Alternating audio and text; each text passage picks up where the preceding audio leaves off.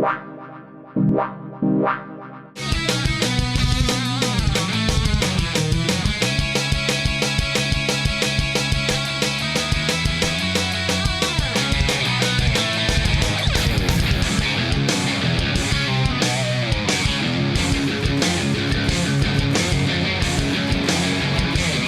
South African Cross Country Championship Racing action is proudly brought to you by Pepson Plastics in association with Yamaha, KTM, and Husqvarna Motorcycles.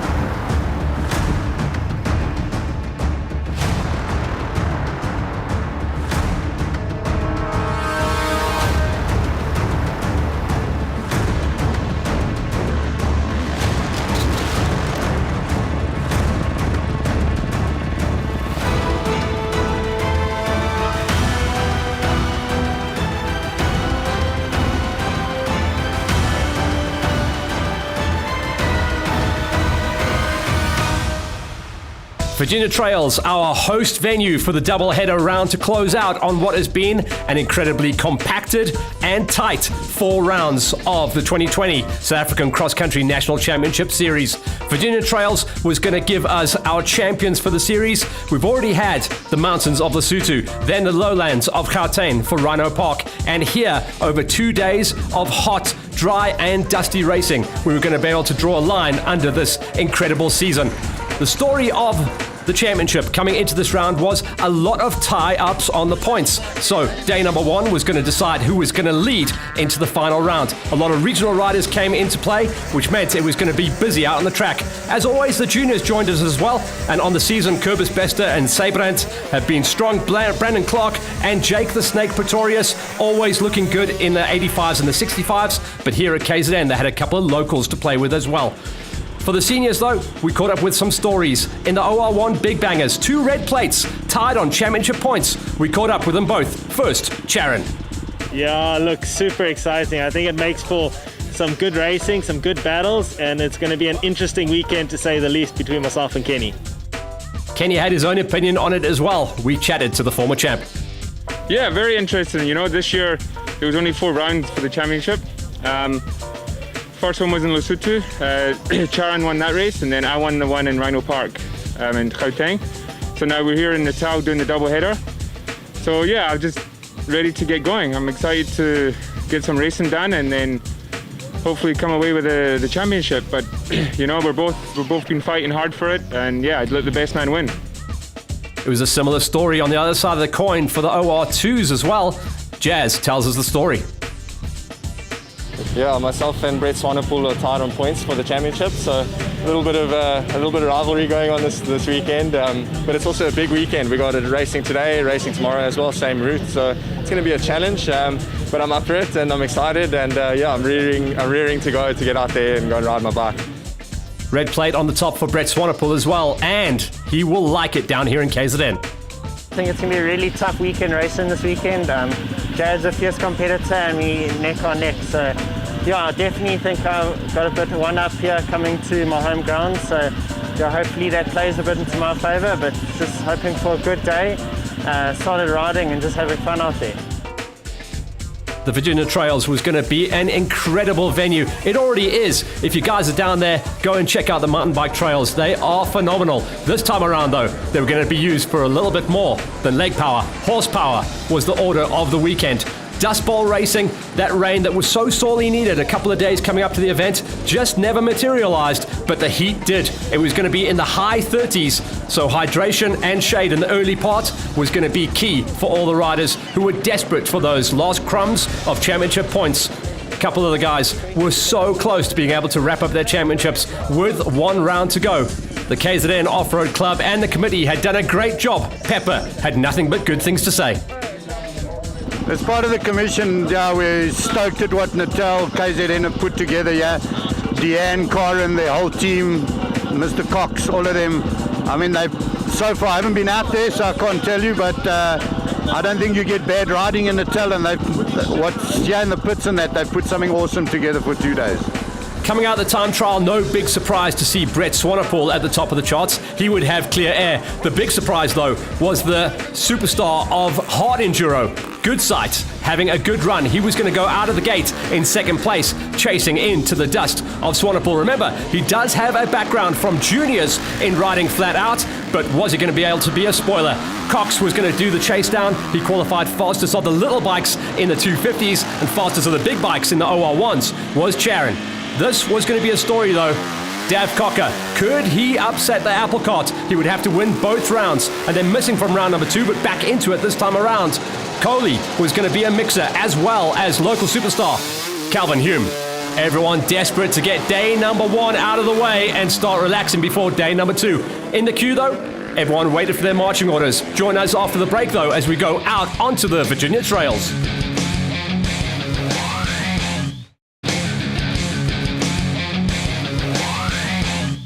Welcome back. We cover our action from the final 2 rounds of the National Cross Country Championship Racing Series down here in KZN, the Virginia Trails, and on board with Lee Thompson showing us how tight things are in the sugarcanes.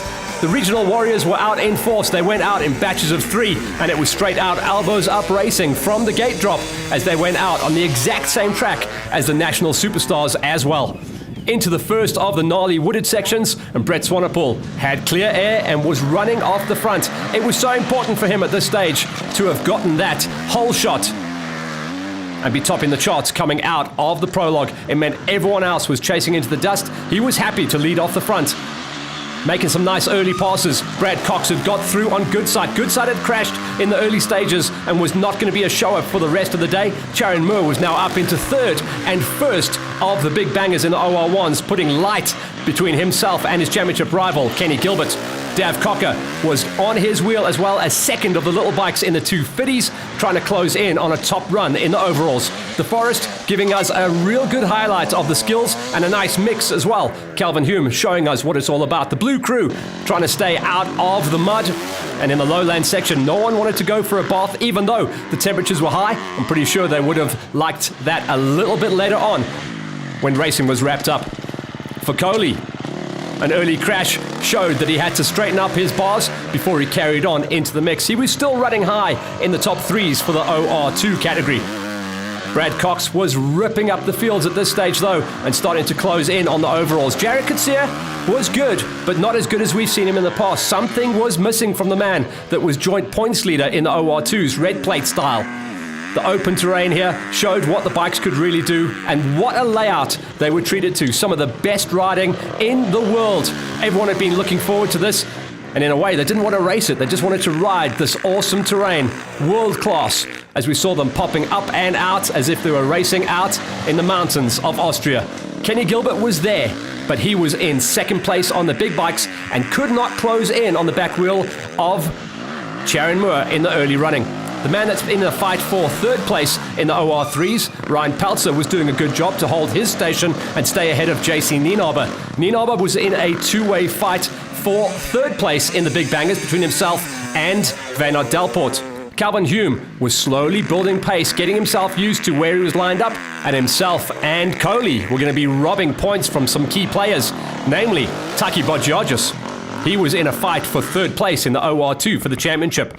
Back on board, you can see how gnarly things are. This was an actual technical climb. A lot of rocks and a lot of loose dirt as well, just skirting on the edge of the forest section.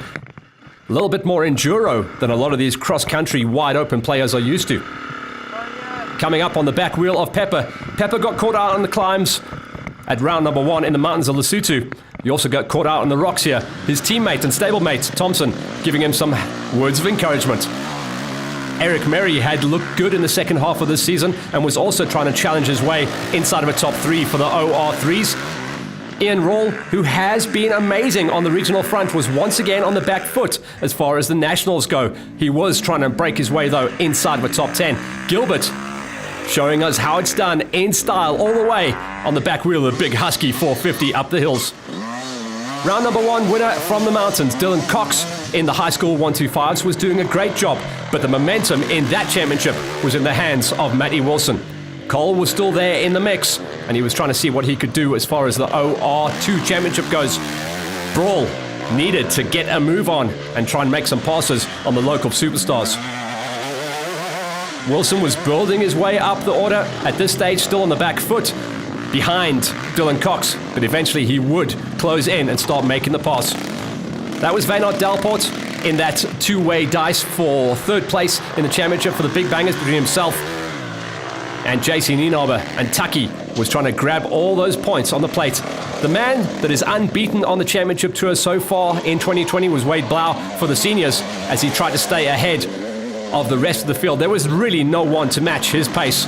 Carl McKenzie had a big ouchie going across, just lost his handlebar going into one of the drop-offs across the riverbed, was lucky to walk away without injury. I felt that one. I think he did too. Greasy little rocks and the only little tiny bit of water up for grabs on the circuit. As the riders closed in towards the end of the laps, already the leader had come through. Remember, this was going to be a 5-lapper race. Hydration was key. It was a short pit as well, so if the rider was close behind, you'd be able to look across and check him out. 2 KZN kids were running 1 and 2 at the moment. Brett Swanepoel, leader in the overalls and leading in the OR2s. Second on the road and leading in the OR3s was Brad Cox. Cox was trying to see what he could do. Calvin Hume rolled in not far behind him as well. So Hume was building pace as the race got more familiar for him. Remember, he is generally a rock hopper. Dav Cocker looked a little bit on the back foot, unable to run the exact pace as Cox this time around. Shake of the head shows that something was not lacquer, as they say. Check out the fast spanners in the KTM squad though, as Jazz Kutsia came in. A fast fuel and air filter change, making sure the thing was breathing smooth, clean air. Big hydration coming in for Jazz. Just not able to get on that exact pace as Brett Swanepoel, and it was to be expected that Swanepoel was going to be a ripper down here.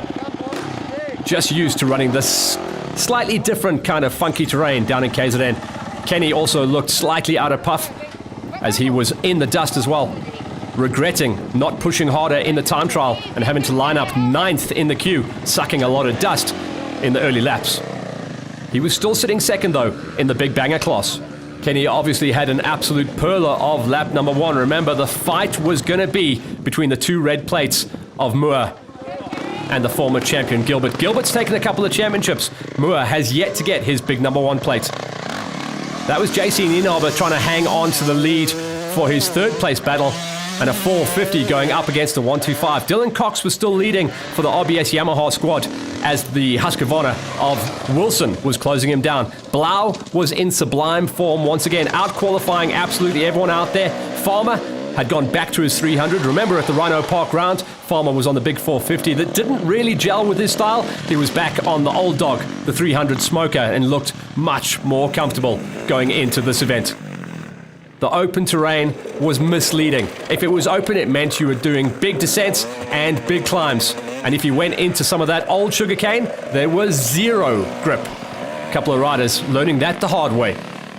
Kochi was down there as well, trying to see what he could do in the battle for the senior championship, but these descents catching a couple of riders out. Remember, it is totally different terrain in KZN than we race around the rest of South Africa and the racing regions, especially the hard pack of Gauteng, where it's pretty much switching between 5th and 6th gear the whole way through.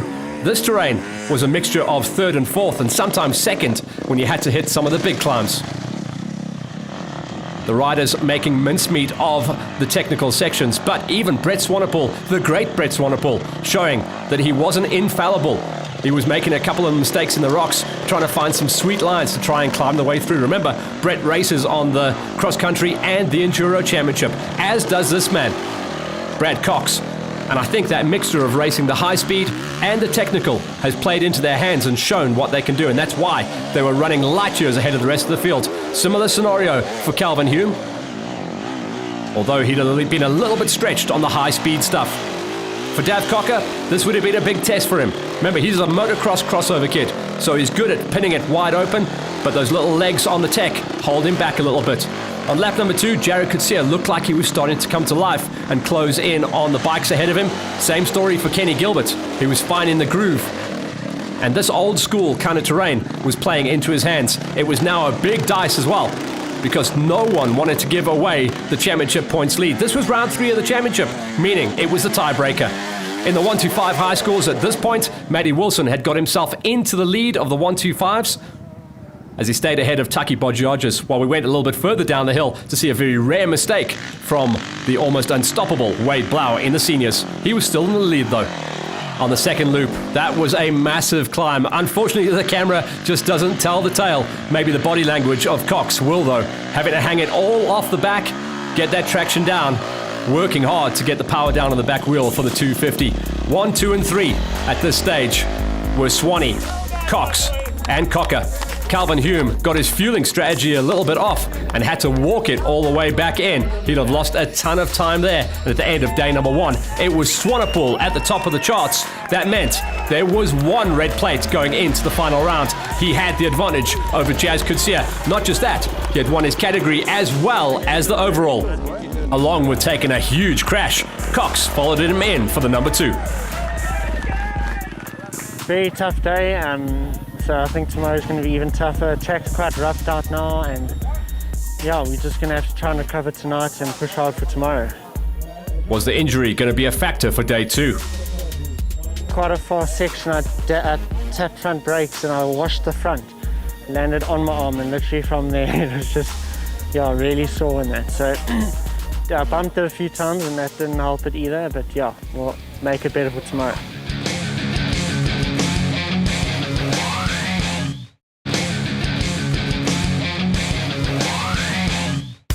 Welcome back to Middelovo in KZN, the Virginia Trails, on a farm that's been in the same family for over 140 years. This was going to be the scene where we would decide the championship for 2020. Brett Swanepoel was in great form, even though he'd lost around about a pint of blood on day number 1, but still managed to take the overall and the outright lead in his category. Everyone now was biting their fingernails. The one man that was a no-show, though, in the queue was Kenny Gilbert. He'd had a massive crash, already injuring a broken elbow, and he was a no-show, meaning he was out of the championship. So it was up to Charon Moore to simply bring it home to nail down his first ever national number 1 plate. A much earlier start this time around, so it was going to be cooler running and 1 lap less than the previous day, as the day simply ran too long and the riders were more than fatigued. Brett Swanepoel knew exactly what he had to do. He was going to go off and simply chase into the wind, the exact same track and layout. And in the post-race interview after day number 1, Swanepoel saying, "It may not run faster, it'll be more familiar for sure, but it may not run faster. It is chopped up and whooped up after 5 laps of racing for all of our national championship runners." Cox was in the 2 spot, and Cocker was in 3rd. He would do what he could, but mathematically it was impossible. He was realistically looking at a number 2 for the championship.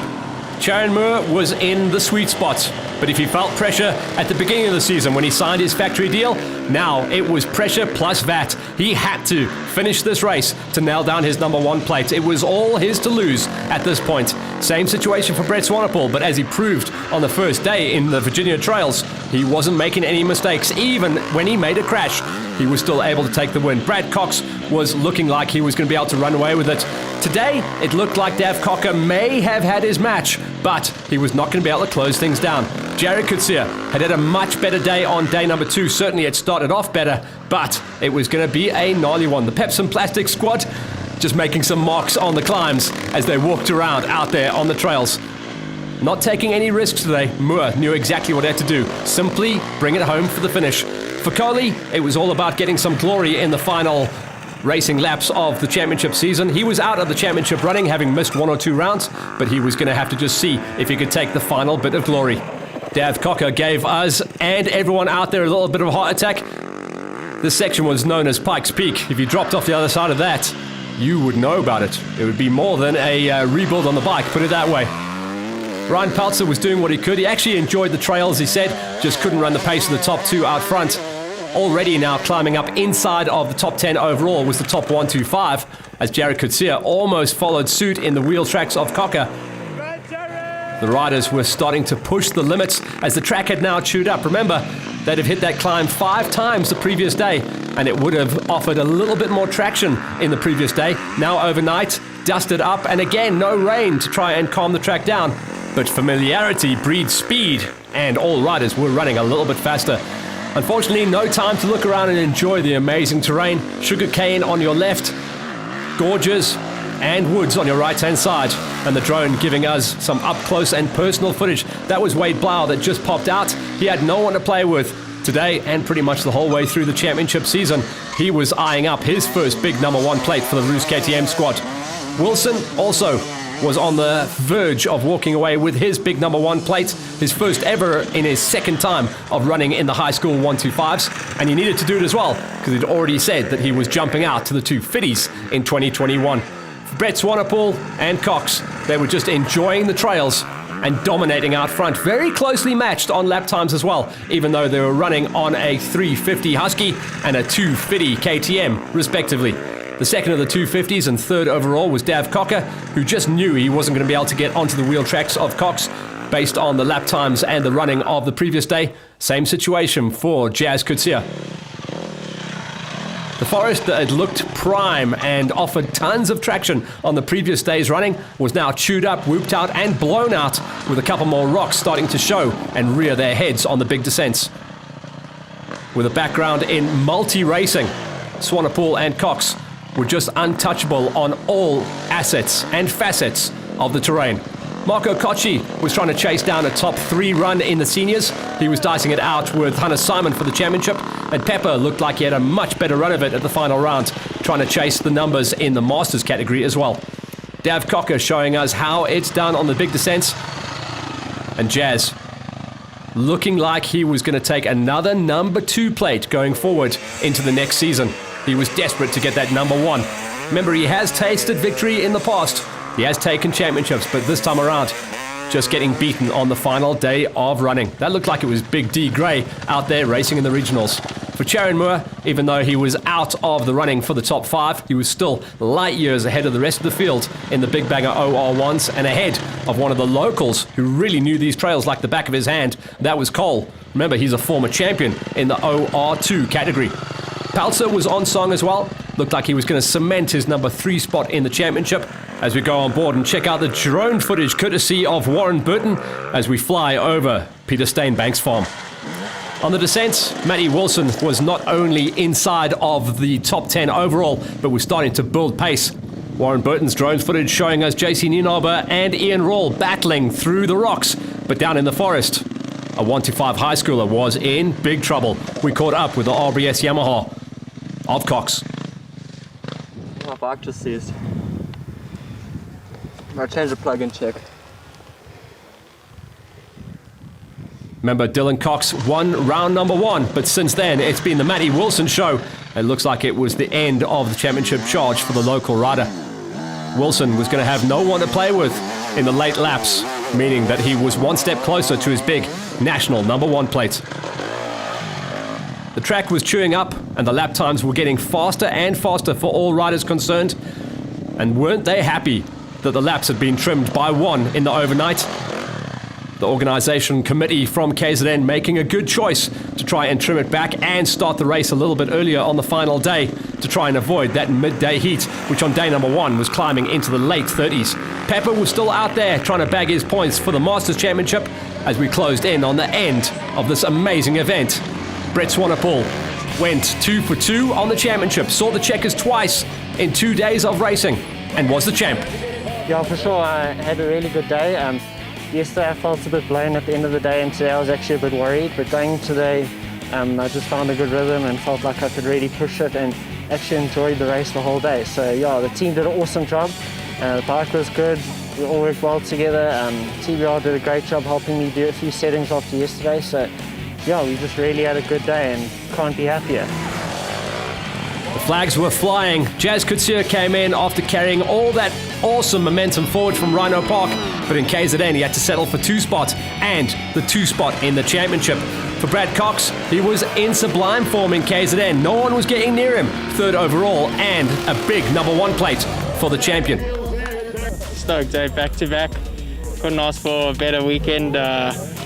Yeah, Davin made it hard on me this weekend, but managed to come out on top, and super happy. Another championship to the books, so can't complain. Huge ups to my team, Brother Leader-Tread, KDM, my family, my girlfriend, my brother, Shondor, Kev, all of the guys. Thank you so much. Standout ride for the local who had to push his bike across the line on day number 1. Calvin Hume walked away with an amazing top 5. But the big story was in the Big Banger OR1s. After years of trying, the big number 1 plate finally goes to Charon Moore. What a way to pay back KTM for their faith, signing him at the beginning of the season. It's honestly an unbelievable experience. I mean, I grew up racing, driving here. We past Eston, where the sugar belt was for many years, and I remember being a kid there, getting lost in the racing, and to be here standing with this number 1 plate, it honestly feels surreal, and it feels like a dream come true. Like all the guys I looked up to as a kid, and finally get to tick that box. So it's such a great feeling. Looking at the rest of the categories, Blau taking another win, undefeated on the championship, nails down the seniors number 1 plate for the first time for him. And in the high schools, Matty Wilson, number 1. Yes, no, today went very well, much better than yesterday. Surprisingly, it was more energized road, better, faster laps, well, more consistent laps, but yeah. And I just want to say thank you to MCA and Husqvarna for the perfect bike and for the perfect season. Couldn't ask for much more. Yeah, man, it's a long time coming, and I'm glad I've eventually pulled it off. But I had good support today and great stuff from the roof. The Roost guys have really helped me a lot, and KTM, so thanks very much to everyone. And in the Masters category, a master stroke for the multiple champion Wayne Farmer, going back to the smoker. Pretty excited, after this year, what we've all gone through, to come back and get racing going number 1 was pretty cool. But to take another championship, it's been a good year. Been in a lot of pain with my back this year, but so we're fighting and we've done it.